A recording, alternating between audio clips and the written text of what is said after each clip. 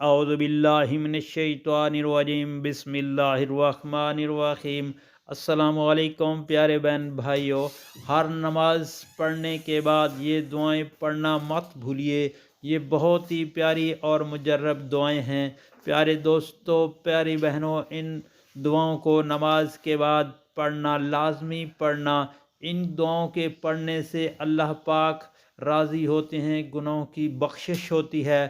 دوستو، جس سے اللہ پاک راضی ہو گیا اس کی دین دنیا آخرت سنور گئی۔ پڑھنا یہ بسم اللہ الرحمن الرحیم، لا الہ الا اللہ، استغفر اللہ، اللہم انت السلام ومنک السلام، تبارکتا یا ذا الجلال والاکرام، لا حول ولا قوة الا باللہ، اللہم صلی علی محمد وعلی آل محمد، سبحان اللہ العظیم و بحمدہ، رب اغفر لی ذنوبی یا مقلب القلوب ثبت قلبی علی دینک، الحمدللہ رب العالمین، انک عفو غفور۔